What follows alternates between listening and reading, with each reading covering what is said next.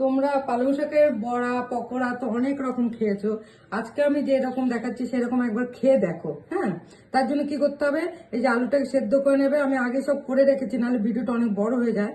তা আলুটাকে সেদ্ধ করে তা আমি একটুখানি ধনেপাতা, কাঁচা লঙ্কা আর একটুখানি তোমার সেই গোলমরিচ দিয়ে, আমি একটু গোলমরিচে দিয়েছি কারণ কাঁচা লঙ্কা আমি অল্প দিই, আর একটু মিট মশলা দিয়ে আমি এটাকে মেখে রেখেছি। আর এই দেখো, আর আমি এই যে বেসনটা গুলে রেখেছি দেখো, নাহলে ভিডিওটা বড় হয়ে যায়। দেখো আমি একটা করে রেখেছি, আমি আরেকটা করে দেখাচ্ছি তোমাদের। এই দেখো কি করে বলো তো, পাতা নেবে, নিয়ে এরকম করে দেবে, দিয়ে সমান নেবে, এটা যেমন নিয়েছে এটা সেরকম আরেকটা নেবে, নিয়ে এরকম দেবে, দিয়ে আমি ভাজাটা তোমাদের দেখাচ্ছি।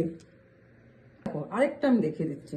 এরকম পাতা নেবে, এরকম আলুটা নেবে, নিয়ে এই দেখো এরকম করে এর উপরে দিয়ে একটু চেপে দেবে যেন পাতাটা বসে যায়। এবার আমি তোমাদের এই যে ব্যাটার করে রেখেছি, ব্যাটার ডুবে ডুবে ভাজাটা আমি দেখাচ্ছি তোমাদের।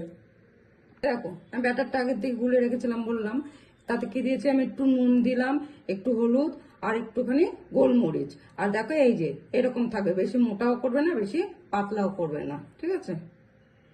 দেখো এবার এরকম দিয়ে দিলে, দিয়ে এপিট ওপিট করে নেবে, নিয়ে নিয়ে এরকম একটু এরকম করে হাত দিয়ে একটু এরকম করে নেবে, নিয়ে ছেড়ে দেবে, এই যে ছেড়ে দেবে, ঠিক আছে।